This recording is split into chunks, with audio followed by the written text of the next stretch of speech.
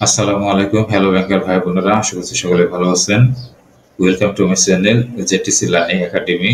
আজকে banking professional exam AABB এর credit operation and management subjective broad question নিয়ে আলোচনা করব সলিউশন সহ। সকলকে দেখার জন্য আমন্ত্রণ জানাচ্ছি। ধন্যবাদ। Question 1. Define credit risk and type of credit default. Credit risk is the probability of a financial loss resulting from a borrower's failure to repay a loan or a debt.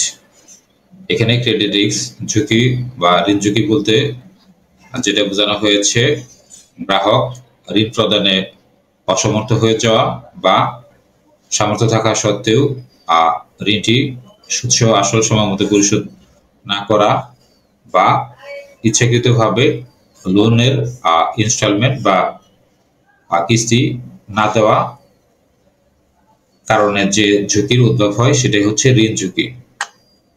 এখানে credit রিস্কের মধ্যে রয়েছে financial risk, business বা industry risk, management risk, security risk, relationship risk.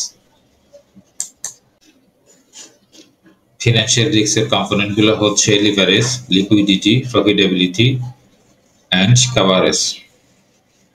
Business বা industry risk এর মধ্যে রয়েছে business outlook, size of business, age of business, industry growth, market competition, various to business. Management risk বা managerial রিস্কের মধ্যে রয়েছে experience, succession, teamwork. সেই সাথে আমাদের রয়েছে সিকিউরিটি রিস্ক। ঋণের বিপরীতে সিকিউরিটি রিস্কের কম্পোনেন্টগুলো হচ্ছে security coverage, collateral coverage and support. Types of credit default. Credit ডিফল্টের প্রকারভেদগুলো কি কি? আনসারে দেখানো হয়েছে default of payment, borrower unable to pay off installment of loan and advances at the right time. Parties involved of various debt or financial obligation. Number 2, bankruptcy. Number 3, loan default. Number 4, technical default. Number 5, economical default. Number 6, municipal default. Number 7, strategic default. 8, corporate default. Question 2. Discuss the various categories of credit risk. Credit risk category কি কি? Number 1, individual or specific credit risk. Number 2, industries or sector wise credit risk. Number 3, portfolio credit risk. Number 4, standalone or transaction credit risk. Question 3. What are the primary objective of the analysis of credit risk? অর্থাৎ ঋণ ঝুঁকি বিশ্লেষণের প্রাথমিক উদ্দেশ্য কি? এখানে আনসারে বলা হয়েছে the primary objective of the analysis of credit risk is to reduce the default return and maximize the return. এখানে যেটা বলা হয়েছে মূলত reduce the default return বলতে এখানে ডিফল্ট লোন দেওয়ার পরে যদি ডিফল্ট হয়ে যায় সেটাকে সর্বনিম্ন পর্যায়ে রাখা এবং ম্যাক্সিমাইজ দা রিটার্ন। এটা বলা হয়েছে ঋণের কিস্তির টাকা সুদসহ সময় মতো ফেরত আসবে, তাহলেই ইনকাম বাড়বে এবং রিটার্ন বৃদ্ধি পাবে লোন বা ইনভেস্টমেন্ট থেকে। Number 2, to safeguard companies asset. প্রতিটি ঋণ লোন অ্যান্ড অ্যাডভান্সের প্রতিটি হিসাব বা অ্যাকাউন্ট হচ্ছে মূলত প্রতিষ্ঠানের জন্য বা ব্যাংকের জন্য বা ফিনান্সিয়াল ইনস্টিটিউশনের জন্য হচ্ছে অ্যাসেট খাত। এই অ্যাসেট যেন সঠিক ভাবে ব্যবহার হয় এবং প্রপার ইউটিলাইজেশন হয়, এটাই বলা হয়েছে to safeguard companies asset. Number 3, profit maximisation.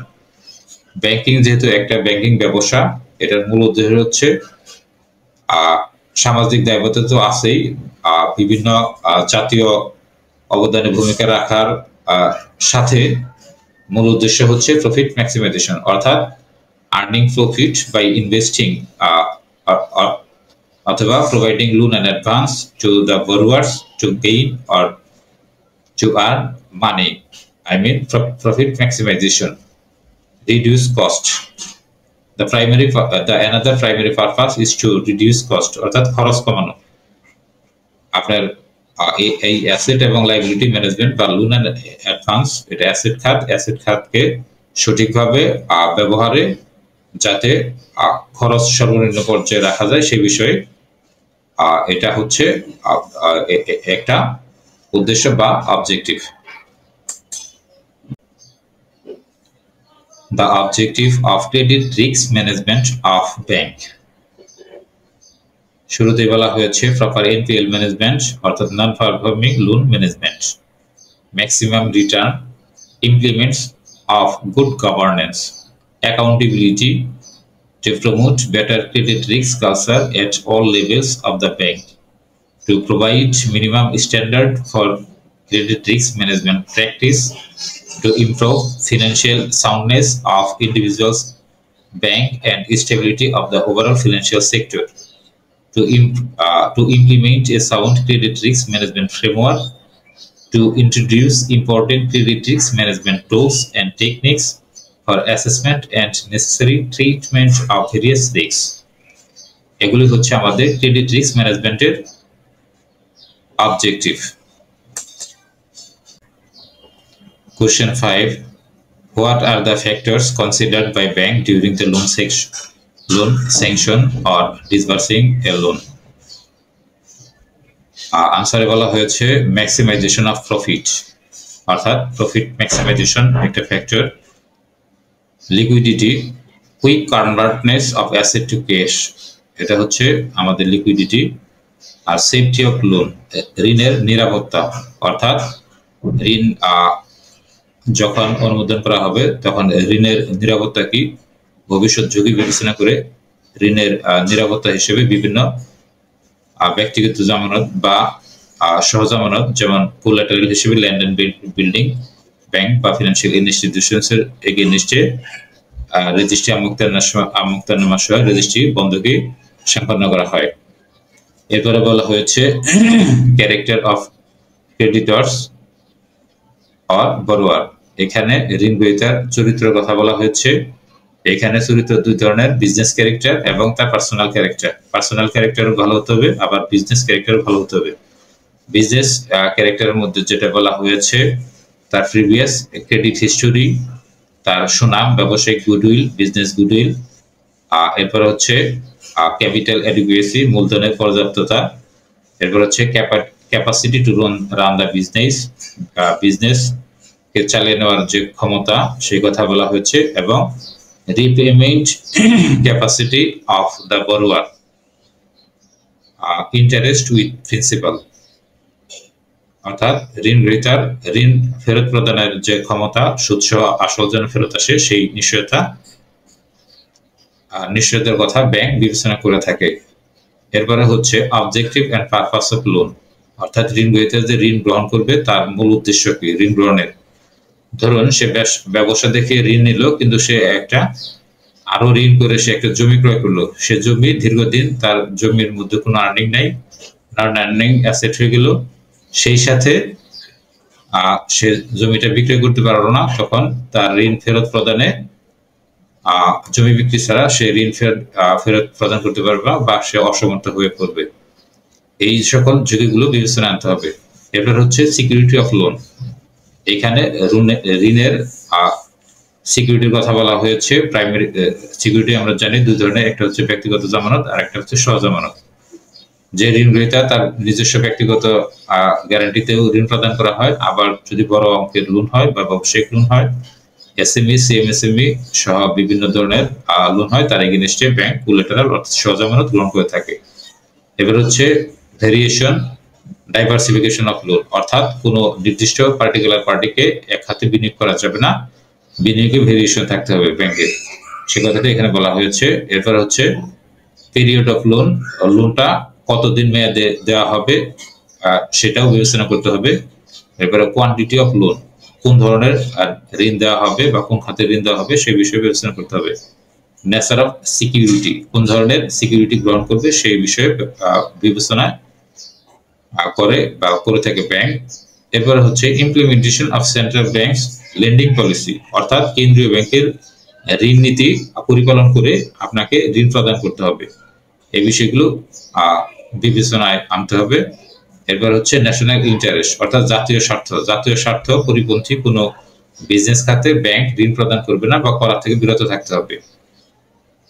যেমন অনুৎপাদন খাত বা বিভিন্ন নিষিদ্ধ ঘোষিত খাত রয়েছে, যেমন মদ্যপানের ব্যবসা, অবৈধ আর্মস ব্যবসা, এরপরে অবৈধ ইটের ভাটা যেগুলা পরিবেশের ক্ষতি করে, এই সকল খাতে অনেক সময় ব্যাংক সেন্ট্রাল ব্যাংক বিভিন্ন নতুন নতুন রুলস এবং গাইডলাইন প্রদান করে থাকে। সেই গাইডলাইনগুলো ব্যাংক ঋণ মঞ্জুরির সময় বা ঋণ অনুমোদনের সময় বিবেচনায় এনে থাকে। ধন্যবাদ।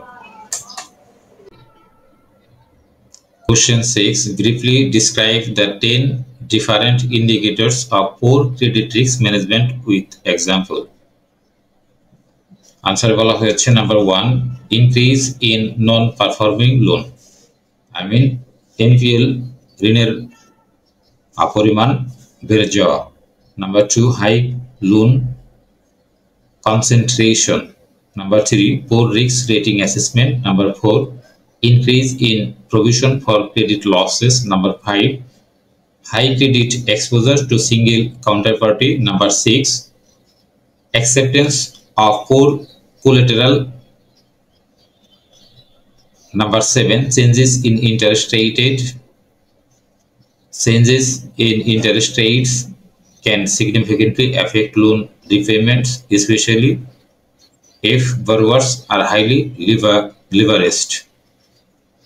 Number 8, increase in loan delays, অর্থাৎ ঋণের কিস্তি প্রদানে বিলম্ব করা।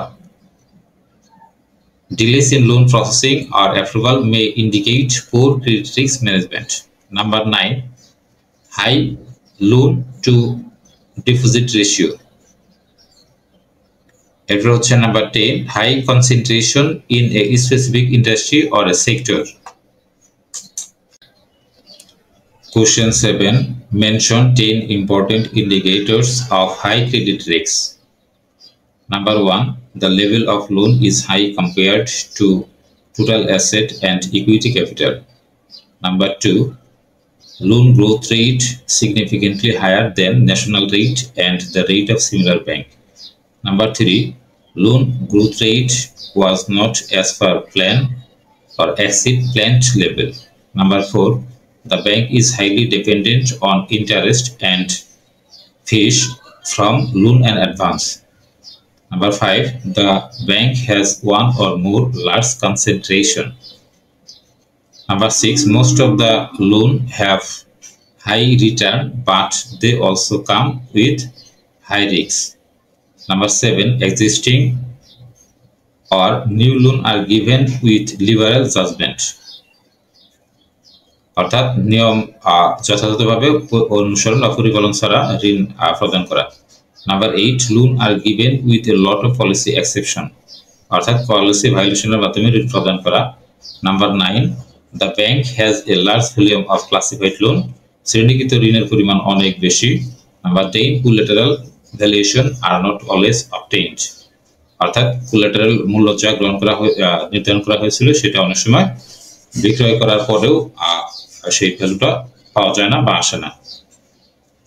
Number 11, high exception and referral in loan documentation, অর্থাৎ লোন ডকুমেন্টেশনের ত্রুটি, যেমন সার্চ ডকুমেন্ট সঠিকভাবে পূরণ না করা, যথাযথভাবে স্ট্যাম্পিং না করা, সেই সাথে ঋণের বিপরীতে যদি সহজামানত বা ল্যান্ড এন্ড বিল্ডিং ব্যাংকের অনুকূলে মর্টগেজ নেওয়া হয়, সেখানে মর্টগেজের তফসিলের ভুল এবং বিভিন্ন জায়গায় দলিল দস্তাবেজের ত্রুটি পরিলক্ষিত হয়।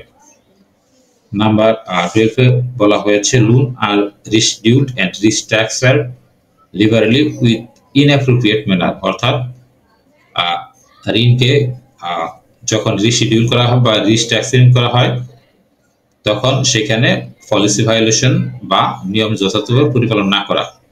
Number 13, quarterly loan losses on total loan portfolio আর ভেরি হাই, অর্থাৎ কোয়ার্টারলি যখন হিসাবায়ন করা হয়, ত্রৈমাসিক হিসাব বিবরণী যখন প্রস্তুত করা হয়, তখন দেখা যায় যে loan loss on total loan portfolio are very high. Question 8, what are the basic principles of sound lending policy? অর্থাৎ ভালো ঋণ নীতির মূল নীতিগুলো কি কি সেই বিষয়ে কোশ্চেনে চাওয়া হয়েছে। এখানে শুরুতেই বলা হয়েছে সেফটি অফ প্রিন্সিপাল, অর্থাৎ ঋণের নিরাপত্তা নিশ্চিত করতে হবে। সেটা কিভাবে করা যায়? Capacity to repay the loan, and number 2 willingness to repay, অর্থাৎ যাকে ঋণ প্রদান করা হবে, বড়ুয়ার বা গ্রাহক বা ঋণ গ্রহীতা, তার ঋণ ফেরত প্রদানের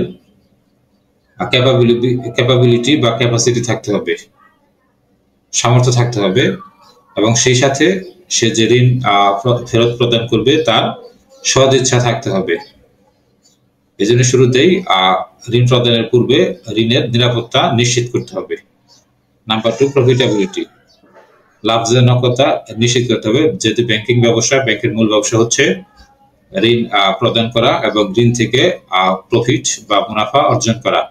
সেই সাথে সময় মতো একটা নির্দিষ্ট মেয়াদে যে মেয়াদ দেওয়া হচ্ছে ঋণে, সেই মেয়াদের মধ্যে সুদসহ আসল ফেরত আসবে এবং সেখান থেকে প্রফিট গেইন করবে। এটাই হচ্ছে সাউন্ড লেন্ডিং পলিসি প্রিন্সিপালস। এরপর হচ্ছে মার্কেটেবিলিটি আর লিকুইডিটি, অর্থাৎ যাকে যে বড়ুয়ার তার লিকুইডিটির ক্রাইসিস আছে কিনা সে বিষয়ে খতিয়ে দেখতে হবে এবং লিকুইডিটি পর্যবেক্ষণ করতে হবে। The term liquidity of loan indicates quick realization of loan from the borrower. Number 4, purpose of the loan, অর্থাৎ ঋণ গ্রহীতা যে ঋণ গ্রহণ করবে কি উদ্দেশ্যে বা কি পারপাসে ঋণ গ্রহণ করবে সেটা ভালো করে বিবেচনায় আনতে হবে। যদি ঋণের টাকা যেন দীর্ঘ সময়ের জন্য আটকে না যায় বা বড়োয়ার যেন ঋণ ব্যবসার জন্য ঋণ নিয়ে সে যেন অন্য কোনো নন আর্নিং অ্যাসেট ক্রয় করে বা বিভিন্ন ফিক্সড অ্যাসেট ক্রয় করে, যেগুলো সাথে সাথে তার ফান্ড দীর্ঘদিনের জন্য আটকা পড়ে যাবে। যেমন যদি কোনো ঋণ গ্রহীতা ঋণের টাকা নিয়ে ব্যবসার উদ্দেশ্যে নিয়ে যদি একটু জমি ক্রয় করে, জমি যদি সঠিক সময়ে বিক্রয় করা না যায় বা জমিতে বিভিন্ন তফসিলে আইনি জটিলতা থাকে, তাহলে সেই জমিটা ঝুঁকির মধ্যে পড়ে যাবে, বিক্রয় করা প্রবলেম হয়ে যাবে এবং ঋণও সময় মতো আদায় হবে না, কারণ বড়ুয়ার তখন unable to pay the loan advance amount, I mean installment. এরপর হচ্ছে ডাইভার্সিফিকেশন, ঋণের বহুমুখী করণ, অর্থাৎ ঋণ প্রদানের পূর্বে কোনো ইন্ডিভিজুয়াল ব্যক্তি বা প্রতিষ্ঠানের এগেইনস্টে যেন সকল ঋণ না প্রদান করা হয়। এটা হচ্ছে ব্যাংকের একটা পলিসি। আর যেন গ্রাহক ঋণের টাকা নিয়ে যেন লোন ডাইভার্ট না করে থাকে সেদিকে লক্ষ্য রাখা, সে বিষয়ে বিবেচনায় আনা। এরপর হচ্ছে ন্যাশনাল ইন্টারেস্ট, এখানে জাতীয় স্বার্থ যেন রক্ষা হয় বা লোনটা যেন গভর্নমেন্টের পলিসি এবং নীতির বিরুদ্ধে না যায় এবং সে বিষয়ে লক্ষ্য রাখতে হবে এবং বাংলাদেশ ব্যাংকের গাইডলাইন অনুযায়ী ঋণ প্রদান করতে হবে। যেমন যদি নিষিদ্ধ ঘোষিত বিভিন্ন ব্যবসা আছে সেখানে ঋণ প্রদান করা যাবে না, বা গ্রিন ফাইন্যান্সিং করতে হবে যেখান থেকে পরিবেশ এবং সমাজের উন্নয়ন হয়, আনএমপ্লয়মেন্ট প্রবলেম সলিউশন হয়, সেই সাথে এমপ্লয়মেন্ট জেনারেশন হয়। এগুলো সার্বিক বিষয় এখানে লক্ষ্য রাখতে হবে। ধন্যবাদ। Question 9, causes of credit risk, অর্থাৎ ঋণ ঝুঁকির কারণগুলো কি কি বা রিজনস অফ ক্রেডিট রিস্ক, ঋণ কেন ঝুঁকির সম্মুখীন হয়। আনসারে বলা হয়েছে number A, improper or weak need assessment, অর্থাৎ ঋণ প্রদানের পূর্বে দুর্বল ভাবে ঋণটাকে অ্যাসেসমেন্ট করা। নাম্বার 2 বা B, wrong structuring, Number C, insufficient cash flow generation. Number D, failure to understand foreign exchange risks. Number E, name lending, ignoring fundamentals, অর্থাৎ নামের গ্রাহকের নামের উপরে অধিকারটা, lack of monitoring of approval condition, অর্থাৎ ঋণের শর্ত পরিপালন না করে বা সঠিকভাবে মনিটরিং না করে ঋণ অনুমোদন করা, যেটা বলা হয়েছে ল্যাক অফ রেডি সাকসেশন, অর্থাৎ এখানে উত্তরাধিকারগত সমস্যার কথা বলা হয়েছে। এখানে একটু গভীরে বুঝতে হবে, যখন ঋণ প্রদান করা হবে, যেমন যারা ঋণ গ্রহণ করবে, ঋণ গ্রহীতা বা গ্যারান্টর, তাদের দলিল দস্তাবেজের সঠিকতা যাচাই করা হয়। এখানে বিভিন্ন উত্তরসূরি, যেমন যদি পিতার কাছ থেকে পুত্র জমি পেয়ে থাকে তাহলে সেটা এখানে দলিল থাকবে না, ফরসাই যথেষ্ট, এরকম সাকসেশন মিলিয়ে দেখতে হবে। এরপরে ক্রয়কৃত জমির উপর নামজারি সহ মিউটেশন, ট্যাক্স, এরপরে হচ্ছে দলিল দস্তাবেজের ভ্যালিডিটি থাকতে হবে। এই কথা বলা হয়েছে। Number 8, insufficient security and guarantee, অর্থাৎ ঋণের বিপরীতে পর্যাপ্ত জামানতের অভাব এবং ঋণের গ্যারান্টির অনুপস্থিত। ইনকমপ্লিট ডকুমেন্টেশন, অর্থাৎ ডকুমেন্টেশন প্রসিডিউরে ভুল বা ত্রুটিপূর্ণ ডকুমেন্টেশন, বা ঋণের যদি সহজামানত নেওয়া হয় সেটা সঠিকভাবে নেওয়া হয়নি, বা দলিল দস্তাবেজে তফসিলে ভুল এবং সঠিকভাবে স্ট্যাম্পিং না করা। এরপর বলা হয়েছে scarcity of utilities and input.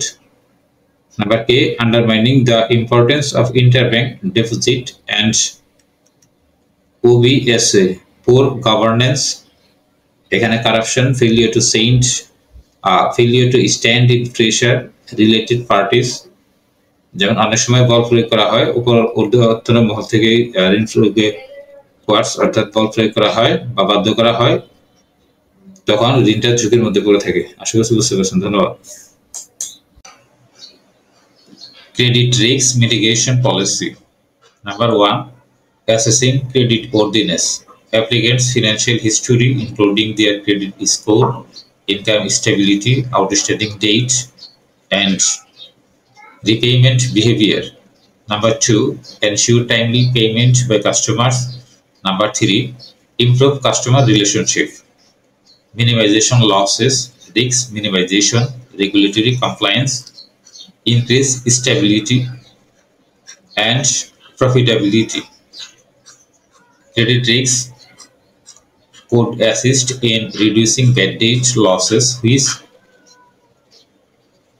can improve business bottom line and increase their profitability. Number 8, protecting capital. Effective credit policy ensures the safeguarding of capital by reducing the likelihood of loan defaults. Thanks. এখন আমরা জানবো what is loan syndication. Loan syndication বলতে আমরা কি বুঝি? এখানে সংজ্ঞায় যেটা বলা হয়েছে দেখুন, loan syndication is the process of involving several lenders in providing various portion of a loan. Loan syndication most often occurs in situation where a borrower requires a large sum of capital that can manage lenders' risk exposure levels. Thus, multiple lenders will work together to provide the borrowers with the capital needed at the appropriate rate agreed upon by the lenders. It is common in mergers, acquisition, and buyouts where borrowers need very large sum of capital. এখানে loan সিন্ডিকেশনে যেটা বলা হয়েছে, যখন বড়োয়ারের অনেক ক্যাপিটালের প্রয়োজন হয় বা অনেক বড় ধরনের ঋণের প্রয়োজন হয়, তখন প্রতিটা ব্যাংকেরই ঋণ প্রদানের জন্য একটা নির্দিষ্ট পার্টি বা ব্যক্তি বা প্রতিষ্ঠানকে ব্যাংকের সকল ঋণ বা সকল ক্যাপিটাল সেখানে ইনভেস্ট করা যায় না। তাহলে এটা হচ্ছে সেই শর্ত মোতাবেক যখন বড় কোনো ঋণ গ্রহীতা ঋণের জন্য আবেদন দেয়, যদি এক ব্যাংকের পক্ষে সেই ঋণ বড়োয়ার এগেইনস্টে প্রদান করা সম্ভব না হয়, তখন সেই ব্যাংকটি ঋণ প্রদানের জন্য অন্য ব্যাংককে সাথে নিয়ে ঋণ প্রদান করে থাকে। এটাই হচ্ছে লোন সিন্ডিকেশন প্রসেস বা লোন সিন্ডিকেশন। অর্থাৎ এক ব্যাংক যখন বিশেষ করে ঝুঁকি এড়ানোর নিমিত্তে বা প্রফিট ভাগাভাগি করার জন্য যখন বড়োয়ারকে ঋণ প্রদান করা হয়, যদি এক ব্যাংকের পক্ষে সেই ইনভেস্টমেন্ট করা সম্ভব না হয়, তখন সাথে এখানে পার্টিসিপেটিং ব্যাংক অংশগ্রহণ করে থাকে। তখন যে ব্যাংক মূল দায়িত্ব পালন করে সেটা হচ্ছে লিডিং ব্যাংক, আর যে ব্যাংক সাথে পার্টিসিপেট করে সেটাকে বলা হয় পার্টিসিপেটিং ব্যাংক। এই যৌথ উদ্যোগে যখন কোনো বড়োয়ার এগেইনস্টে ঋণ প্রদান করা হয়, তখন সেটাকে আমরা লোন সিন্ডিকেশন বলে থাকি বা লোন সিন্ডিকেশন বলে। আশা করছি বুঝতে পেরেছেন।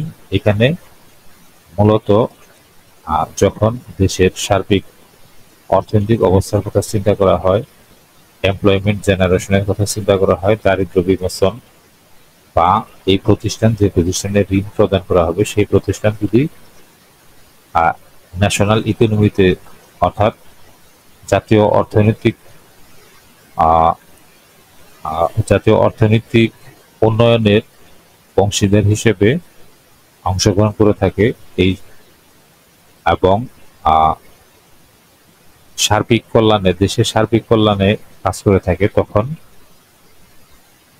সার্বিক বিষয় বিচার বিশ্লেষণ করে এই পার্টির এগেইনস্টে বড় ধরনের ঋণ মঞ্জুর প্রদান করে থাকে। সেটা হচ্ছে কয়েক ব্যাংক মিলে বা যৌথ উদ্যোগে, যাতে যদি কোনো প্রবলেমও হয় তাহলে যেন এই ঝুঁকি বা রিস্ক বিভিন্ন ব্যাংকের মধ্যে ছড়িয়ে পড়ে, অর্থাৎ কোনো ব্যাংকের জন্য যেন অত্যাধিক চাপের কারণ না হয়ে থাকে। এই কারণে পার্টিসিপেটিং ব্যাংক এবং লিডিং ব্যাংক যৌথ উদ্যোগে ঋণ প্রদান করে থাকে। আশা করছি বুঝতে পেরেছেন। ধন্যবাদ। আসসালামু আলাইকুম।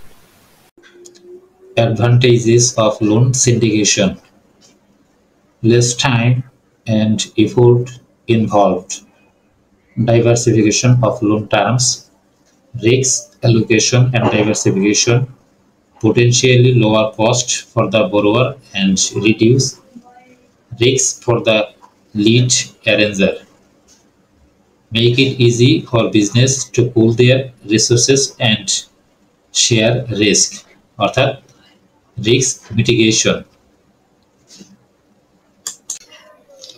What is the CAMELS rating system or CAMELS rating? CAMELS is a recognized international rating system that bank supervisory authorities, central bank, use in order to rate financial institutions according to 6 factors represented by its acronym CAMELS.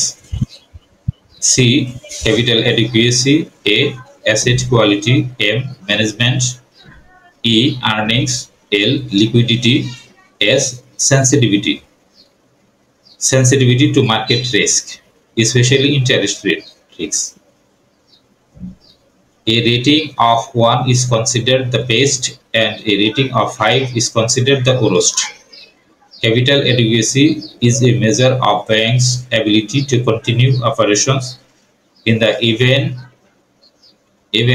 its debtors do not repay their loan. এখানে প্রতিটি কম্পোনেন্টের ব্যাখ্যা প্রদান করা হয়েছে।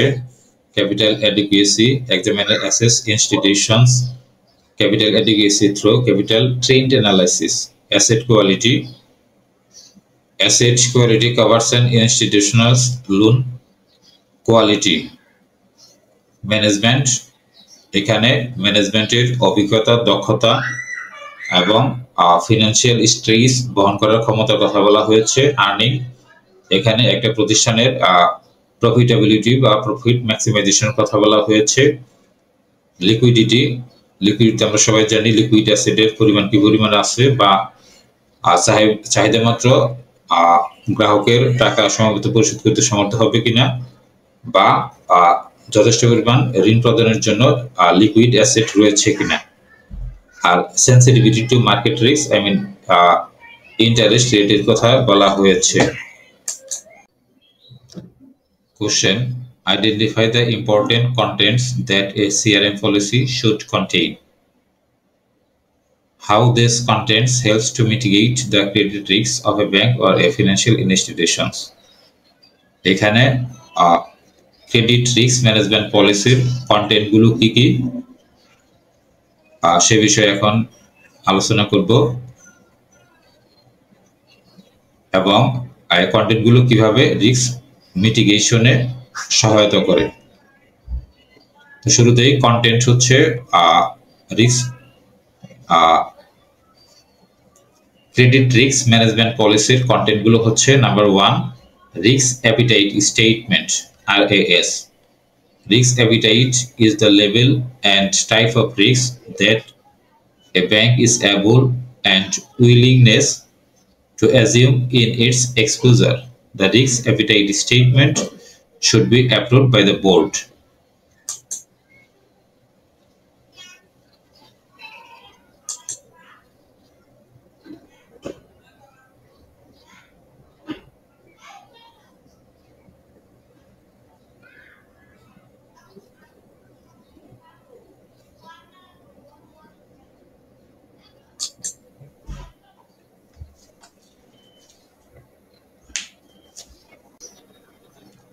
Number 2, limit on loan type, borrower type, rating rate, industry or economic sector. Number 3, other necessary components of an adequate credit risk management policy, such as detailed and formalized credit evaluation appraisal process, credit origination, administration and documentation procedure, formal credit approval process, risk identification, measurement and monitoring and control, internal credit rating system, risk acceptance criteria, role and responsibilities of staff, concentration limit on single party or a group of connected parties, pricing of loan and advance or credit, review and approval authority of allowances for probable losses and right of loan, guidelines on regular monitoring and reporting system, guideline on management of problem loan, policies on the loan rescheduling and restructuring, the process to ensure appropriate reporting, tolerance level of exceptions.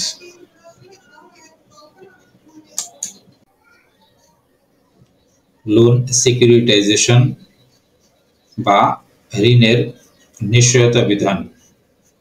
ঋণটিকে কিভাবে secure করা যায় সে বিষয়ে এখন আমরা জানব।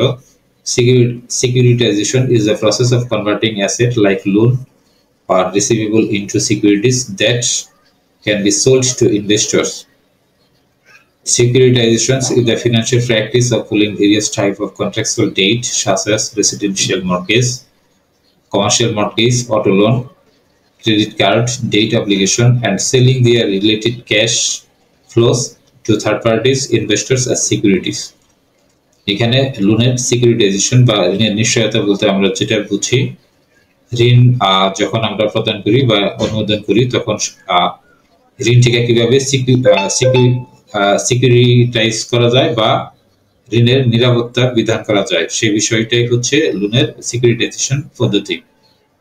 এখানে যেমন যদি পার্সোনাল লোন হয় বা কনজিউমার ঋণ হয় বা যখন টার্ম লোন আমরা দিয়ে থাকি তখন ব্যক্তিগত গ্যারান্টি নিয়ে থাকি বা অতিরিক্ত হিসেবে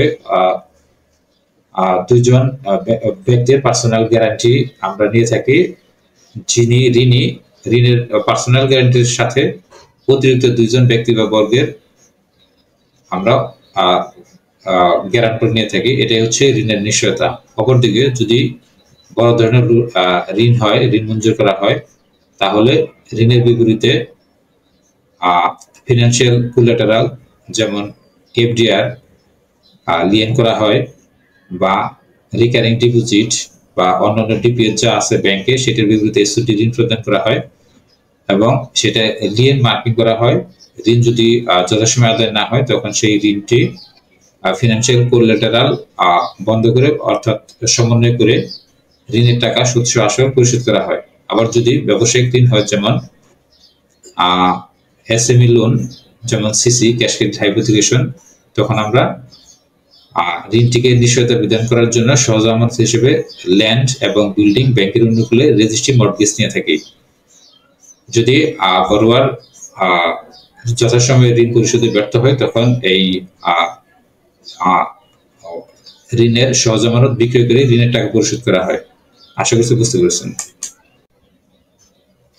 বেনিফিটস অফ সিকিউরিটাইজেশন অর্থাৎ জামানতের সুবিধাগুলো কি কি সে বিষয়ে এখন ব্যাখ্যা করব। Number 1, securitization provides an additional sources of fund, reducing funding cost, we said, resulting in economic in the use of capital. Number 2, it also improves the capital adequacy norms by removing loan assets from the balance sheet. Number 3, securitization assets gives the issuer the ability to pass on or eliminate credit interest rate and lending risks associated with balance sheet funding, and hence is an effective means of diversifying credit risks. Number 4, it improves the diversity of investment availability. Investors benefits from the purchase of securitized debt with higher quality debt with higher yield and good liquidity. Describe the features of good or ideal security অর্থাৎ উত্তম জামানতের বৈশিষ্ট্যগুলো কি সে বিষয়ে এখন জানব। Acceptability অর্থাৎ যে জামানত এর বিপরীতে ঋণ গ্রহণ করা হবে সেই জামানত ব্যাংকের কাছে গ্রহণযোগ্য হতে হবে। মার্কেটেবিলিটি ঋণের জামানতের মার্কেট ভ্যালু থাকতে হবে অর্থাৎ মার্কেটেবিলিটি থাকতে হবে, মার্কেটে সেটার চাহিদা থাকতে হবে। ওনারশিপ জামানত যদি ল্যান্ড এন্ড বিল্ডিং সহ জামানত হিসেবে গ্রহণ করা হয় তাহলে সেই জামানতটি দায়মুক্ত হইতে হবে এবং জামানতের মালিকানা সত্ত্ব ঠিক থাকতে হবে, দখল সত্ত্ব ঠিক থাকতে হবে, অর্থাৎ পরিপূর্ণভাবে এই জামানতের যিনি ওনার সেটার ডকুমেন্টেশন ঠিক থাকতে হবে। এরপর হচ্ছে অ্যাবিলিটি অর্থাৎ যার সাথে অর্থাৎ বড়োয়ার বা ঋণ গ্রহীতার সাথে যে চুক্তি সম্পন্ন করা হবে তার চুক্তি সম্পাদনের সেই অ্যাবিলিটি সেই সামর্থ্য থাকতে হবে। প্রাইস এখানে মূল্যের কথা বলা হয়েছে, জামানতের মূল্য বা প্রাইসের কথা বলা হয়েছে, তার অর্থাৎ ভ্যালু থাকতে হবে। লাইবিলিটি ফ্রি অর্থাৎ জামানতটি সম্পূর্ণ লাইবিলিটি ফ্রি থাকতে হবে। যেমন যদি ল্যান্ড এন্ড বিল্ডিং হয় সেটা অবশ্যই দান, হেবা, কর, রেহা এগুলা থাকা যাবে না, অর্থাৎ সম্পূর্ণ দায়মুক্ত থাকতে হবে, সম্পূর্ণ মালিকের অধীনে থাকতে হবে নিষ্কণ্টক ভাবে। ট্রান্সফারেবিলিটি অর্থাৎ জামানত যেন হস্তান্তরযোগ্য হয় সে কথা এখানে বলা হয়েছে। এরপরে স্টেবিলিটি অফ প্রাইস অর্থাৎ যে জামানত গ্রহণ করবে সেই জামানতের মূল্যের স্থিতিশীলতা বজায় থাকতে হবে। এরপর হচ্ছে লিকুইডিটি, জামানতের লিকুইডিটি বলতে এখানে বোঝানো হয়েছে যে এমন জামানত যেন না হয় যেটা বিক্রয় করার সময় বিক্রয় করা যাবে না, বা কোনো আইনি জটিলতা থাকবে, বা গ্রাহক পাওয়া যাবে না, বা এমন বড় অঙ্ক যে তখন প্রয়োজনের সময় এই পার্টি বা যিনি ক্রয় করবেন সেই পার্টি মেলানো অসম্ভব হয়ে পড়ে। অর্থাৎ লিকুইডিটি অর্থাৎ যেন সেই সম্পদকে ক্যাশে রূপান্তর করা যায় সেই লিকুইডিটি অর্থাৎ তারল্যতা থাকতে হবে। এরপরে কোয়ালিটি অফ অ্যাসেট অর্থাৎ যে সহজামানত হিসেবে যেটা গ্রহণ করা হবে সেটার কোয়ালিটি সম্পন্ন হইতে হবে। আশা করছি বুঝতে পেরেছেন। ধন্যবাদ। Impediments or barrier to asset securitization in Bangladesh অর্থাৎ সিকিউরিটাইজেশনের যে প্রবলেম বা সমস্যা বা বাধা বিপত্তি গুলোকে কি সে বিষয়ে এখন আলোচনা করব। Number one, lack of awareness. Number two, non-uniformity in stamp duty. Number three, absence of effective foreclosure norms. Number four, less demand for long-term debt papers. Number five, investment restriction. Number six, high credit exposures to single counterparty. Number seven, acceptance of poor collateral. এরপরে হচ্ছে changes in interest rate. Changes in interest rate can significantly affect loan repayment, especially if borrowers are highly leveraged. এরপরে হচ্ছে increase in loan delays, অর্থাৎ ঋণ যথাসময়ে পরিশোধ না হওয়া বা ঋণের কিস্তি যথাসময়ে আদায় না হওয়া। Loan repayment অর্থাৎ delays in loan processing or approval may indicate poor credit risk management. 9. High loan to deposit ratio. এরপরে হচ্ছে high concentration in a specific industry or sector or a individual borrower. What do we mean by interest suspense account? অর্থাৎ সুদ নিলম্বন খাত বা interest suspense account বলতে আমরা কি বুঝি? এটা ইন্টারেস্ট সাসপেন্স অ্যাকাউন্টে আমাদের অনিশ্চিত হিসাবও বলা হয়ে থাকে।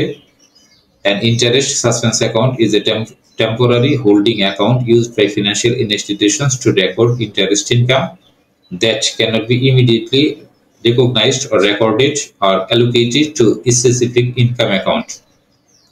এখানে সংজ্ঞায় যেটা বলা হয়েছে যে a temporary holding account যেটা ফিনান্সিয়াল ইনস্টিটিউশন ব্যবহার করে থাকে ইন্টারেস্ট ইনকাম, কিন্তু সেটা জেনারেট হওয়ার সাথে সাথে আমাদের ইনকাম অ্যাকাউন্টে দেওয়া যাচ্ছে না। অর্থাৎ ইন্টারেস্ট ইনকাম অর্থাৎ ঋণ বা ইনভেস্টমেন্ট থেকে আমাদের ইন্টারেস্ট যেটা আসে কিন্তু সেটা ইন্টারেস্ট অ্যাপ্লাই করার পরেও সেটা ইনকামে দেওয়া যাচ্ছে না কিছু প্রতিবন্ধকতার কারণে। তখন একটা রেজিস্টারে লিপিবদ্ধ করা হয় এই ইন্টারেস্টের টাকাটা। এটাই হচ্ছে আমাদের ইন্টারেস্ট সাসপেন্স অ্যাকাউন্ট। কারণ ব্যাখ্যা দিচ্ছি, it is a way to handle situations where there is uncertainty or delay in properly classifying or allocating the interest earn. এখানে ঋণ প্রদানের পর ঋণের টাকা যদি যথাসময়ে আদায় না হয় তখন সেটা একটা নির্দিষ্ট মেয়াদে, যেমন একটা ঋণ মেয়াদ পার হওয়ার পরে 90 দিন অর্থাৎ 3 মাস পার হয়ে গেলে সেটা এসএমএ হয়ে যাবে। এসএমএ হলে ইন্টারেস্ট ইনকামে নেওয়া যাবে। কিন্তু এরপরের ধাপ এসএস সাব স্ট্যান্ডার্ড, তখন এই 3 মাস পার হয়ে গেলেও যদি এটা ঋণের টাকা সুদসহ আদায় না হয় তাহলে সেটা ঋণটি ক্লাসিফাইড হয়ে যাচ্ছে। তখন আর এই ইন্টারেস্ট জেনারেট হলেও তখন এই টাকা সরাসরি ইনকামে দেওয়া যাবে না। তখন ইন্টারেস্ট সাসপেন্স অ্যাকাউন্টে এটা লিপিবদ্ধ বা রেকর্ড করা হয়। এটাই হচ্ছে আমাদের ইন্টারেস্ট সাসপেন্স অ্যাকাউন্ট। এই এসএস, এরপরে হচ্ছে ডাউটফুল, ব্যাড অ্যান্ড লস, এই 3 ক্যাটাগরিতে ইন্টারেস্ট জেনারেট করে আমাদের ইন্টারেস্ট সাসপেন্স অ্যাকাউন্টে টাকা রাখতে হয়। এরপরে যদি পার্টি টাকা দেয় আদায় হয় তখন সেই টাকা ইন্টারেস্ট সাসপেন্স অ্যাকাউন্ট থেকে ইনকামে চলে যাবে। আশা করছি বুঝতে পেরেছেন। ধন্যবাদ। What do we mean by refinance scheme? আমরা রিফাইন্যান্স স্কিম বা পুনর্অর্থায়ন বলতে আমরা কি বুঝি সেটা এখন দেখো। A refinance occurs when a borrower replaces an existing loan with a new loan to improve the terms such as interest rate, amount borrowed, and length to the length of the loan. এরপরে বলা হয়েছে borrowers tend to refinance when the interest rates fall. এরপরে আরেকটি সংজ্ঞা বলা হয়েছে, since a refinance is a new loan, the lender must reevaluate the borrower's income and credit history. It is a terms and condition. Consumer loan often considered for refinancing, including mortgage loan, car loan, and student loan. এখানে যেটা বলা হয়েছে refinance scheme হিসেবে পুনর্অর্থায়ন, অর্থাৎ একটা ব্যক্তির যখন একটি ঋণ চলমান আছে তখন সেই ঋণ যদি মন্দ অবস্থায় পরিণত হয় বা ক্লাসিফাইড হয়ে যায় তখন, বা ঋণ দিতে ব্যর্থ হচ্ছে বা বড় অঙ্কের অ্যামাউন্ট, তখন সেই ক্ষেত্রে ঋণের শর্তাবলী সহজ করা, অর্থাৎ সহজ শর্তের জন্য বা ঋণ বা বড়োয়ার যেন এমন নিয়মের আওতায় আনা যেন বড়োয়ার সেই ঋণটি পরিশোধ করতে পারে সহজ শর্তে। তখন ইন্টারেস্টের পরিমাণও কমে আনা হয় এবং ঋণটি নতুন হিসেবে ট্রিট করা হয়, অর্থাৎ পূর্বের ঋণ সমন্বয় করে নতুন একটি ঋণ তার এগেইনস্টে সহজ শর্তে প্রদান করা এবং সেটা ইন্টারেস্ট রেটও কম হতে পারে। এটা হচ্ছে আমাদের রিফাইন্যান্স স্কিম। আশা করছি বুঝতে পেরেছেন। ফিচার্স অথবা importance of refinance scheme. Refinance scheme বা পুনরুত্থানের গুরুত্ব কি সে বিষয়ে এখন আমরা জানব। ইন্টারেস্ট রেট চেঞ্জ, অর্থাৎ ইন্টারেস্ট রেট পরিবর্তন বা কমে আনা। Expiry date change and increase, লোনের এক্সপায়ারি ডেট পরিবর্তন করা এবং সেটা সময় বৃদ্ধি করে দেওয়া যাতে ঋণটি কিস্তির পরিমাণ কমে যায় এবং সহজে পরিশোধ করতে পারে। এরপরে হচ্ছে treat as a new loan or standard loan, অর্থাৎ আগের ঋণটি যদি ক্লাসিফাইড হয়ে থাকে বা শ্রেণীকরণকৃত ঋণ হয়ে থাকে, সেই ঋণটি অর্থাৎ ক্লাসিফাইড ঋণ, শ্রেণীকৃত ঋণ বা মন্দ ঋণ, সেই ঋণটি আজ সম্পূর্ণ আদায় হয়ে গেল সুদসহ আসল এবং পার্টির এগেইনস্টে নতুন একটি ঋণ মঞ্জুর করা হলো, সেটা ঋণের ধরন হচ্ছে স্ট্যান্ডার্ড লোন বা ইউসি আনক্লাসিফাইড। তাহলে দুইটা লাভ হলো, একটা হচ্ছে ঋণের মন্দ ঋণ আদায় হলো বা ক্লাসিফাইড ঋণ আদায় হলো, আবার নতুন একটি ইনভেস্টমেন্ট হলো। এরপর হচ্ছে চেঞ্জেস অফ লোন অ্যামাউন্ট, ঋণের পরিমাণ চেঞ্জ হয়ে গেল। রিডিউস অফ ইনস্টলমেন্টের পরিমাণ কমে আনা। রিস্ক রিডিউস অফ বরোয়ার, অর্থাৎ বরোয়ারের ঋণ ঝুঁকি আর পরিমাণ কমে আনা। এবার হচ্ছে সেভিং রিপোর্ট চেঞ্জ, অর্থাৎ যদি পার্টির ঋণটি ক্লাসিফাইড হিসেবে শ্রেণীকরণ করা হয়ে থাকে ইতিপূর্বে বা ডিফল্ট লোন হিসেবে ট্রিট করা হয়ে থাকে, সেই ঋণটি সমন্বয় হয়ে গেল, অর্থাৎ তার সেভিং রিপোর্ট পরবর্তী ঋণ যখন মঞ্জুর হয়ে গেল নতুন ঋণ স্ট্যান্ডার্ড লোন হিসেবে ট্রিট হবে এবং সেভিতেও সেটি স্ট্যান্ডার্ড লোন অর্থাৎ ইউসি হিসেবে কাউন্ট হবে। আশা করছি বুঝতে পেরেছেন। What is the role of board of directors or board against credit risk management? Answer বলা হয়েছে ensure that appropriate policies, plan and procedures for credit risk management are in place. Ensure the bank implements sound fundamental policies. Number B, define the bank's overall risk appetite in relation to credit risk. Number C, ensure that top management as well as staff responsible for credit risk management process possess sound expertise and knowledge to accomplish the risk management function. Number E, ensure the bank's significant credit risk exposure is maintained at prudent level and consistent with the available capital. Number F, review trends in portfolio quality and the adequacy of banks' provisions for credit losses. Role of board of directors. Number F, ensure that internal audit reviews the credit operations to assess whether or not the bank's policies and procedures are adequate and properly implemented. Number Z, review exposure to insider and other related parties. Number A, limit involvement in individual credit decisions to those powers specifically reserved to the board by the bank's articles of association, by law and credit risk management policy. Rectify exposures exceeding the level of management authority delegated to management and be aware of exposure. Number J, outline the content and frequency of management reports to the board on credit risk management. Role of senior management in regards to credit risk management. Developing credit policies and credit administration procedure for board approval. Implementing credit risk management policies to ensure an effective credit risk management process. ensuring the development and implementation of appropriate reporting system, monitoring and controlling the nature and composition of bank's credit portfolio, monitoring and quality of credit portfolio, and ensuring that the portfolio is thoroughly and conservatively valued and probable losses are adequately provided, establishing internal controls and setting clear line of accountability and authority, building line of communication for the timely dissemination of credit risk management policies, procedures, and other credit risk management information to all the credit staffs. Role of Credit Risk Management Committee. Number A. Implementation of the credit risk policy or strategy approved by the board. Number B. Monitoring credit risks on a bank-wide basis and ensure compliance with limit approved by the board. Number C. Making recommendation to the board for its approval. Clear policies on standard for presentation of credit proposal, financial covenants, rating standard, and benchmark. Number D. Deciding delegation of credit approving power, prudential limit on large credit exposure, standard for loan collateral, portfolio management, and review mechanism, risk concentration, risk monitoring and evaluation, pricing of loan, provisioning, regulatory and legal compliances.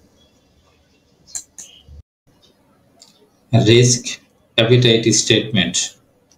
Risk appetite is the level and type of risk a bank is able or willing to assume in its exposure and business activities, given its business objective and obligations to stakeholders such as depositors, creditors, shareholders, borrowers, and regulators.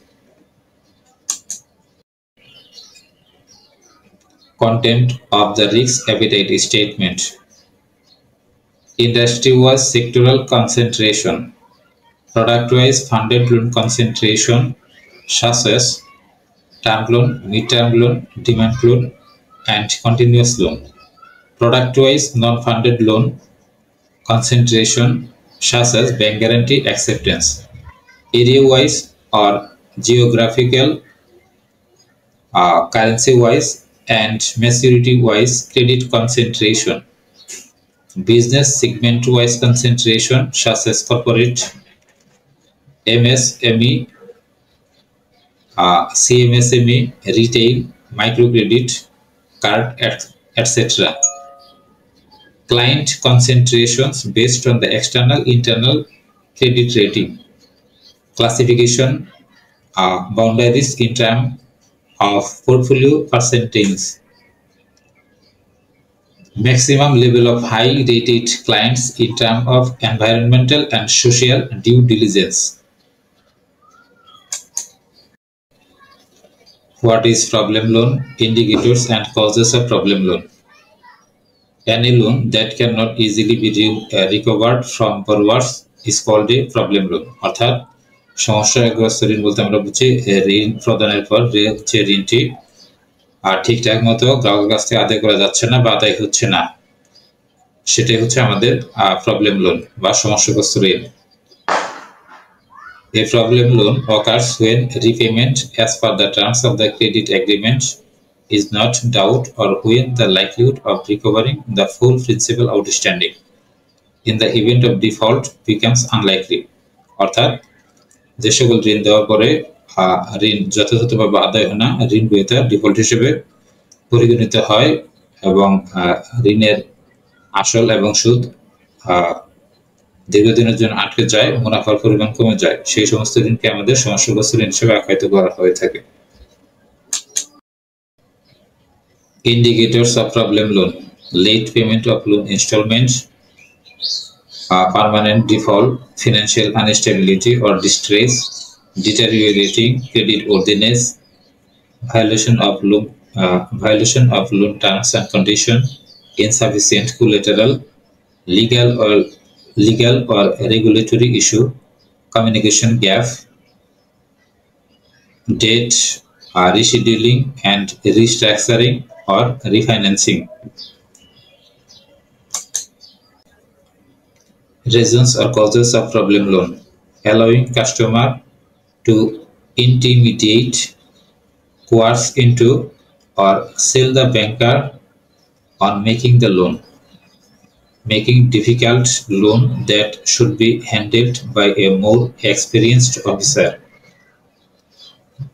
basing the lending decisions on pressure from other parties, especially the competition, inadequate analysis of the borrower, inadequate analysis of the financial statement, inadequate analysis of loan purpose, sources of repayment, and excess cash flow, improper loan structure, loan amount, sources of repayment, timing of repayment,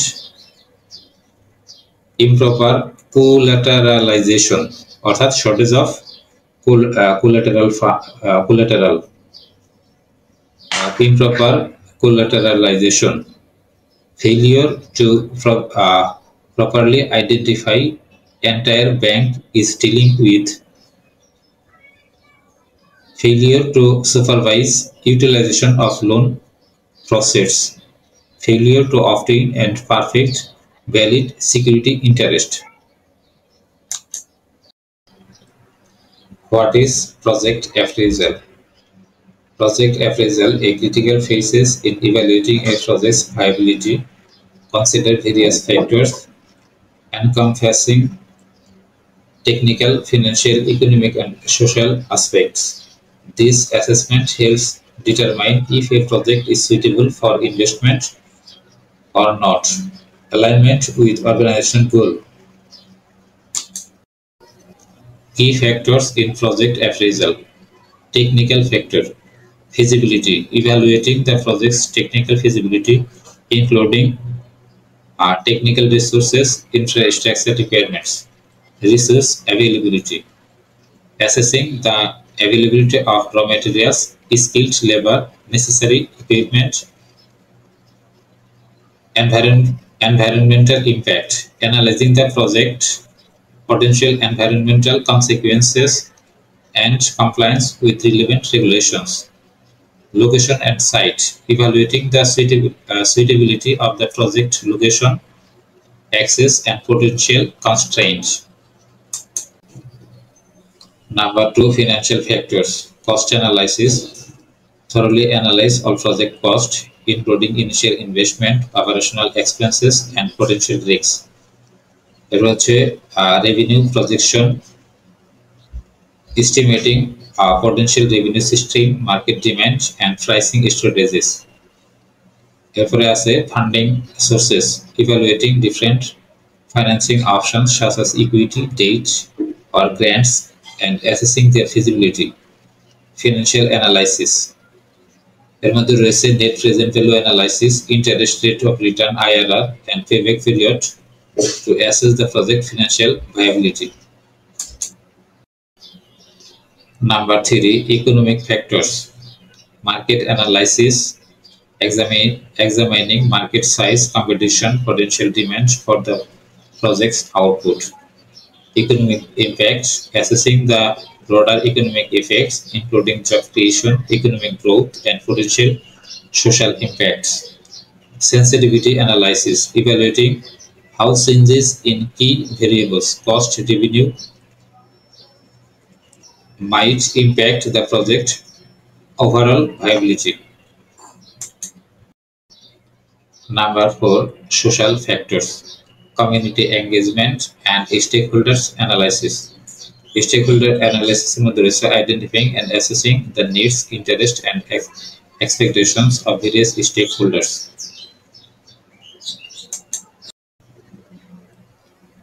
Number 5, managerial factors. Project team, assessing the skill, experience, and capabilities of the project team.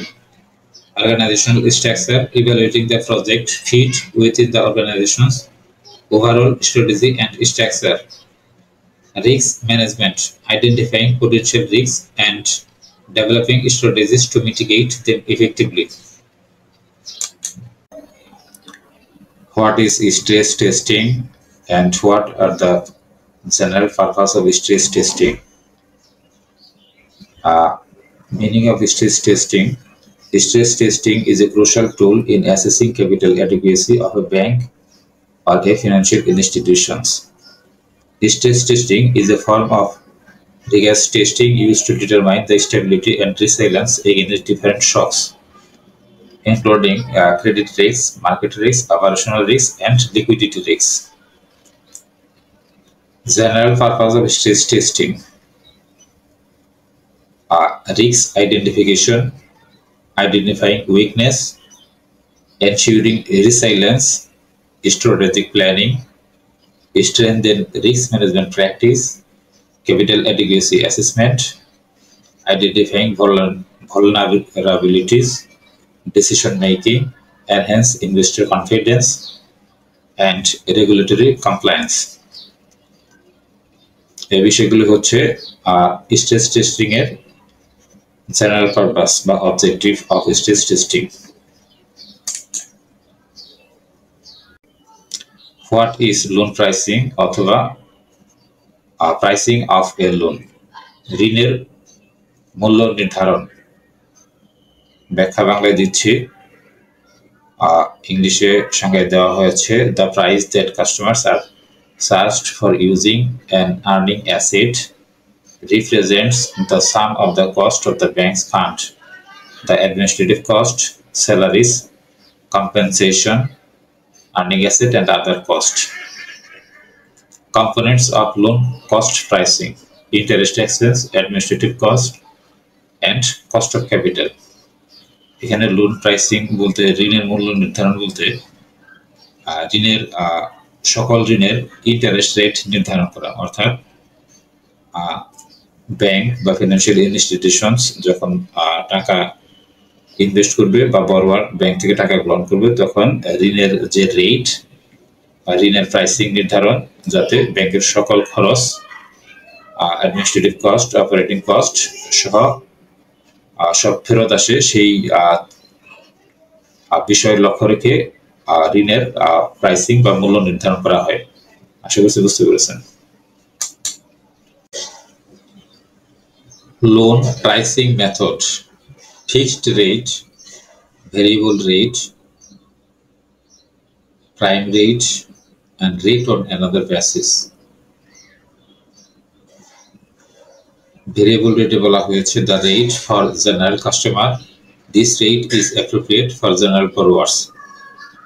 This rate is usually higher than the prime rate. Caps and floors for loans extended at variable rates. Prime rate বলা হয়েছে the special rate is a number of times greater than the prime rate. Rate on another basis: the interest rate can also be determined based on the current interest rate of debt instrument or the original index of changes of interest or prices. Factors in loan pricing.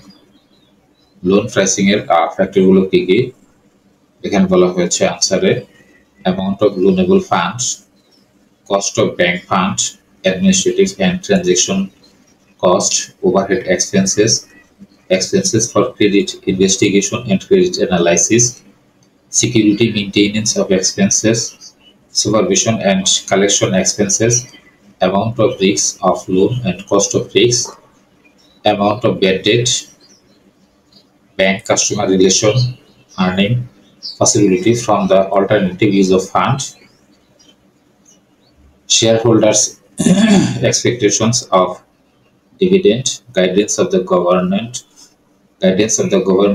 and bank regulatory agencies, number of competitors and their capacity to control the loan market, nature of loan prices by competitors, risk of increases and decreases of interest rate. এগুলো হচ্ছে loan pricing এর factor. এখন আলোচনা করব loan right of অর্থাৎ ঋণ অবলোকন বলতে আমরা কি বুঝি। দেখুন এখানে সংজ্ঞা দেওয়া আছে, banks May at any time write off loans classified as bad and loss for which 100% provision have been kept and cases have been filed in the court of law. However, bank may write off default loans below টাকা 50,000 without feeling suit against the borrowers under the process of the oldest bad and loss classified loan should be considered first for return of. Bank may write off loans by debit to their current year's income account which 100% provision kept is not found adequate for writing off such loan. All out efforts should be continued for realizing return of loan. এখানে return of right of loan মূলত একই অর্থে ব্যবহার করা হয়েছে। এখন একটু ব্যাখ্যা করি। রাইট অফ লোন হচ্ছে অবলোকনকৃত ঋণ। এই অবলোকন মূলত কেন করা হয় এবং কি উদ্দেশ্যে করা হয়। ঋণ দেওয়ার পরে ঋণ যথাসময়ে যদি আদায় না হয় তাহলে লোন সেটা ক্লাসিফাইড করতে হয়, অর্থাৎ ঋণ শ্রেণীকরণ করা হয়। এই শ্রেণীকরণের শুরুর ধাপটা হচ্ছে ঋণ যখন স্ট্যান্ডার্ড মানে থাকে তখন সেটাকে বলি আমরা ইউসি, আই মিন আনক্লাসিফাইড লোন। এটার দুইটি ধাপ, সেটা হচ্ছে স্ট্যান্ডার্ড লোন আর হচ্ছে এসএমএ, স্পেশাল মেনশন অ্যাকাউন্ট। এই দুই ক্রাইটেরিয়াতে আমাদের ইন্টারেস্ট জেনারেট করে ইনকামে নেওয়া যাবে। এরপরে যখন ঋণ মেয়াদ উত্তীর্ণ হয়ে যাওয়ার পরে 3 মাস পার হয়ে যাবে তখন সেটাকে আমাদের ক্লাসিফাইডের এসএস অর্থাৎ সাব স্ট্যান্ডার্ড করতে হবে। তখন ইনকাম জেনারেট করে সেটা ইন্টারেস্ট অ্যাপ্লাই করার পর ইনকাম জেনারেট করে সেটা ইনকামে নেওয়া যাবে না, তখন সেটা ইন্টারেস্ট সাসপেন্স অ্যাকাউন্টে রাখতে হবে। এরপরে হচ্ছে ডাউটফুল, এরপর হচ্ছে ব্যাড অ্যান্ড লস অর্থাৎ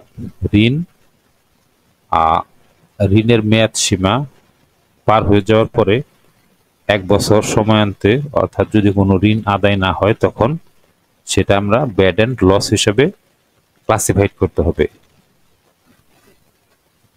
এখন এই ব্যাড অ্যান্ড লস যখন লস হিসেবে এই ঋণটি ক্লাসিফাইড করা হবে তখন এই ঋণের প্রভিশন সংরক্ষণ করতে হবে, অর্থাৎ 100% প্রভিশন সংরক্ষণ করতে হবে, অর্থাৎ ইনকাম ডেবিট করে এটা প্রভিশন সংরক্ষণ করতে হয়।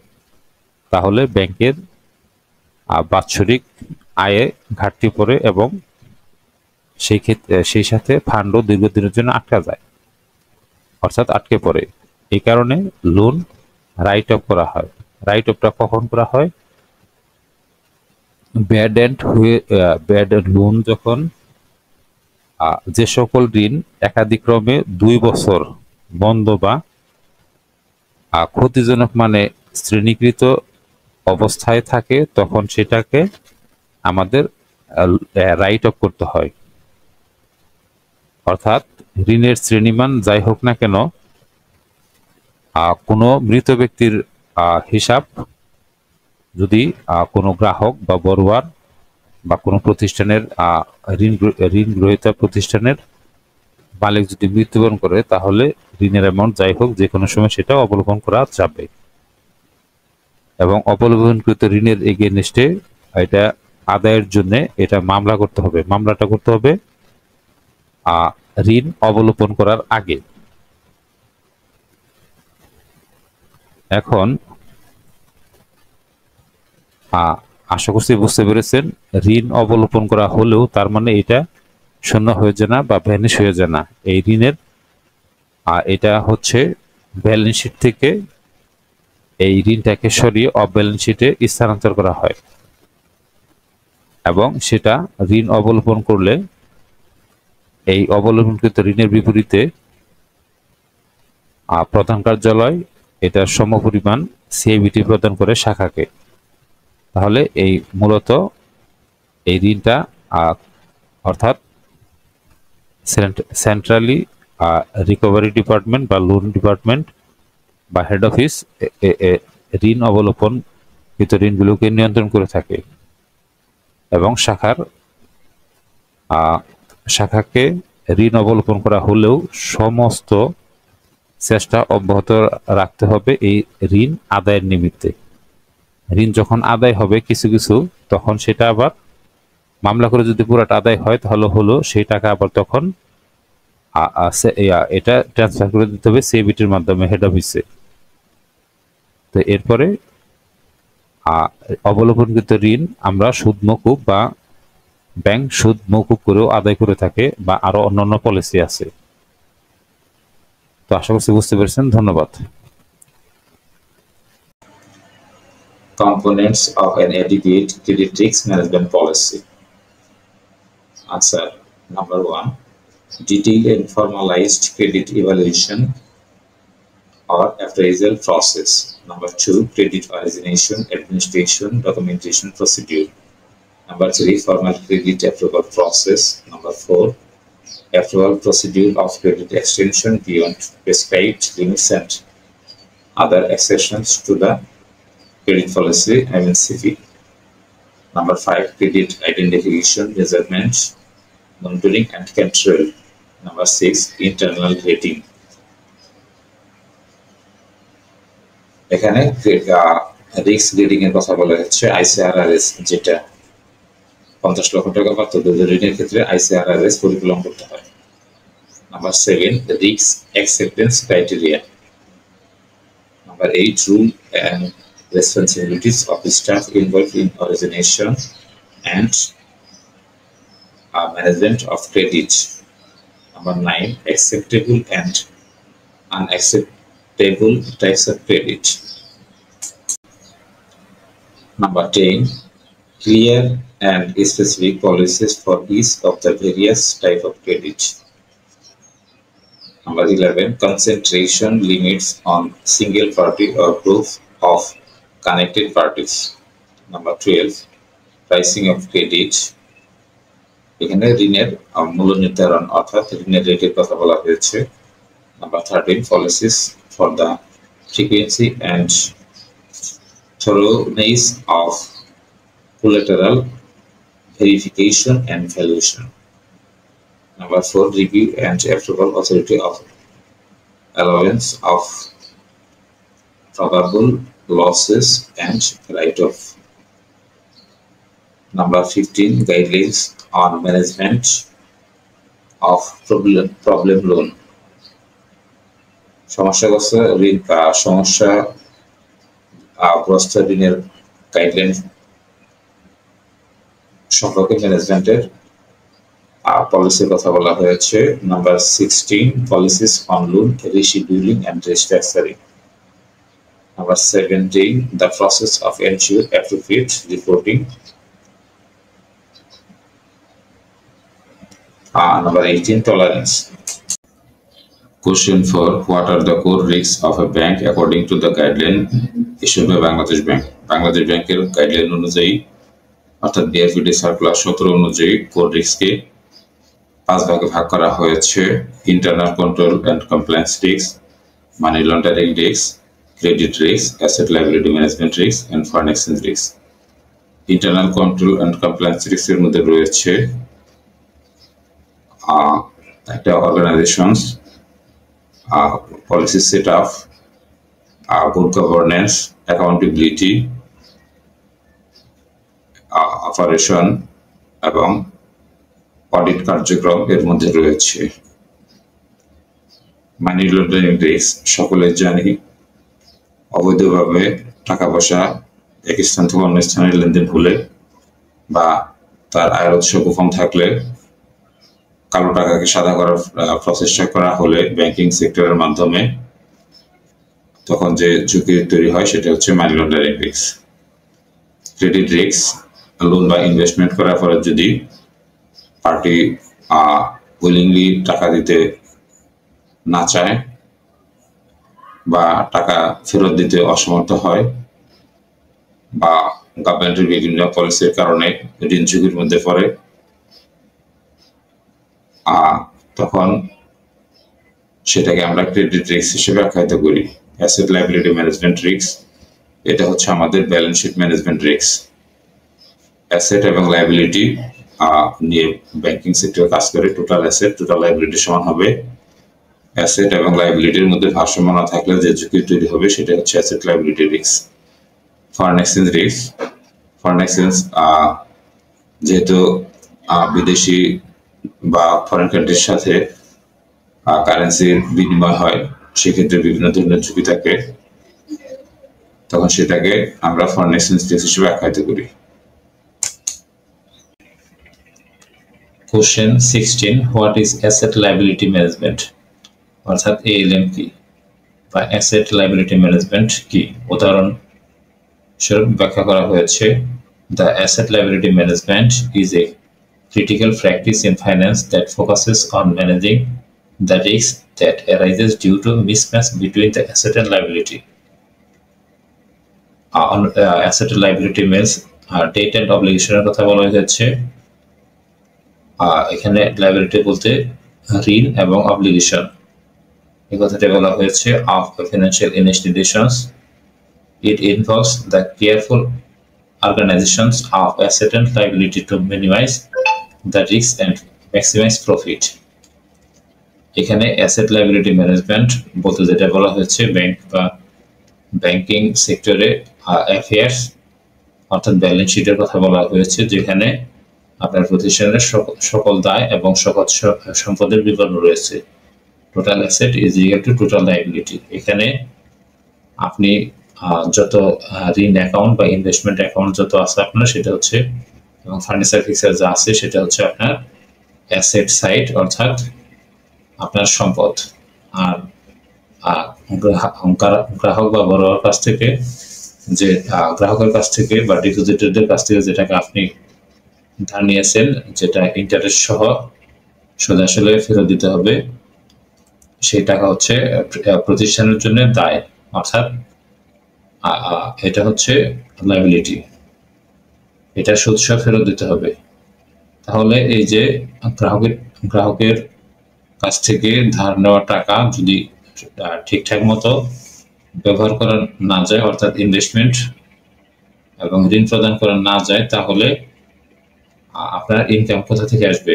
ইনকাম লেভেল কমে যাবে। তাহলে অ্যাসেট এবং আপনার হচ্ছে এই যে আপনার যে দায় বা ডিপোজিট, এখানে লোন এবং ডিপোজিটের কথাই বলা হয়েছে, এটা এর মধ্যে যদি সমন্বয় না থাকে তাহলে আপনার ব্যাংকিং ব্যবসা ঝুঁকির মধ্যে পড়বে, আপনার প্রফিট কমে যাবে। এই প্রফিট ম্যাক্সিমাইজেশনের জন্য আপনাকে ব্যালেন্স শিট প্রপারলি ম্যানেজ করতে হবে, অর্থাৎ আপনাকে একটা সুন্দরভাবে আপনার এই সম্পদ এবং দায়কে ম্যানেজ করে চলতে হবে ব্যবসায় ভালো থাকার জন্য। আশা করছি বুঝতে পেরেছেন। এখানে the importance of এএলএম in wealth management cannot be overstated. Its purpose is to ensure a sound financial standing by addressing liquidity risks, interest rate risks, credit risks, operational risks. The principle of ALM serves as the foundation for an institution's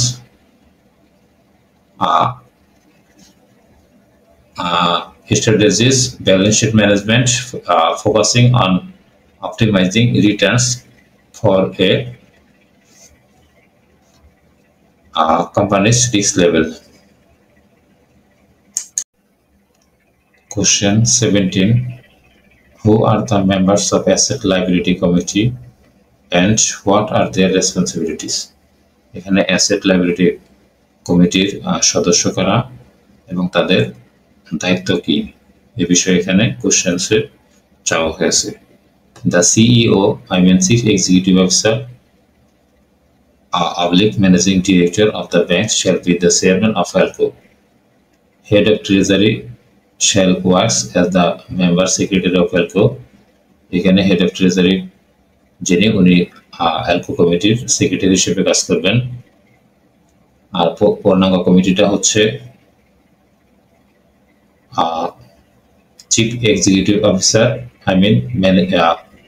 Public Managing Director. Head of Retail Banking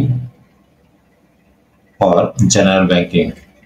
Head of Treasury, Head of Corporate Banking, Head of Finance, অথবা Chief Financial Officer CFO, অথবা Head of Central Accounts, অথবা Head of FAT. এরপরে আছেন Head of SME, Small Medium and Enterprises, অথবা International Division, অথবা Commercial Customers Division. সে সাথে আছে Head of Risk Management Department, RMD.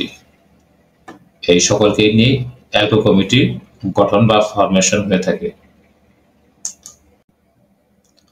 Question 18. What are the responsibilities of Asset Liability Management Committee অথবা অ্যালকো committee? এখানে অ্যালকো কমিটির দায়িত্ব কি সে বিষয়ে কোশ্চেন্সে চাওয়া হয়েছে। আনসারে বলা হয়েছে review of actions taken in previous ALCO, অর্থাৎ পূর্ববর্তী অ্যালকো মিটিং এ যা আলোচ্য সূচি ছিল সেটা রিভিউ করা হবে। Number 2, asset position, concentration and quality. এরপরে হচ্ছে লাইবিলিটি পজিশন, এখানে রয়েছে deposit mix, market situation, concentration, cost of fund, cost of deposit, এই বিষয়ে এখানে আলোচনা করা হবে। এরপরে হচ্ছে ফরেন এক্সচেঞ্জ পজিশন, অর্থাৎ ফরেন এক্সচেঞ্জের বর্তমান অবস্থা কি সে বিষয়ে অ্যালকো কমিটিতে আলোচনা করা হবে। Liquidity risk related to balance sheet, অর্থাৎ এখানে ব্যালেন্স শিটের বর্তমান সিচুয়েশন সম্পর্কে আলোচনা করা হবে, অর্থাৎ এখানে যেটা ALM অ্যাসেট লায়াবিলিটি ম্যানেজমেন্ট বা ব্যালেন্স শিটের বর্তমান অবস্থা কি সে বিষয়ে আলোচনা করা হবে। রিভিউ অফ দ্য প্রাইস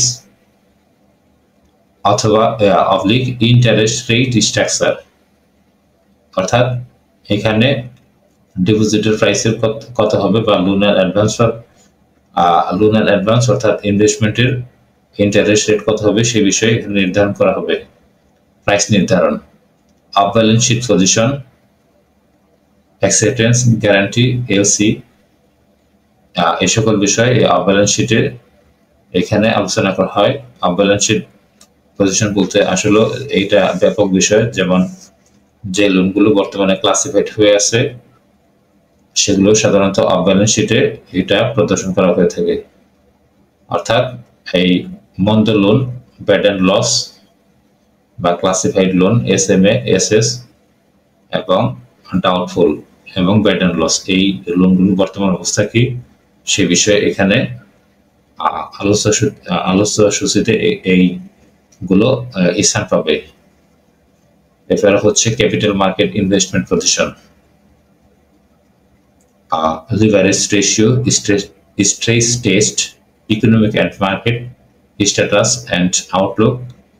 তারপরে হচ্ছে review of monthly changes in various কি প্যারামিটার। এই সকল বিষয়ে অ্যালকো কমিটিতে আলোচিত হবে, অর্থাৎ অ্যালকো কমিটির মূল ফাংশনগুলো হচ্ছে এই সকল বিষয়ের বর্তমান সিচুয়েশন নিয়ে এখানে আলোচনা করা এবং কর্মপরিধি নির্ধারণ করা।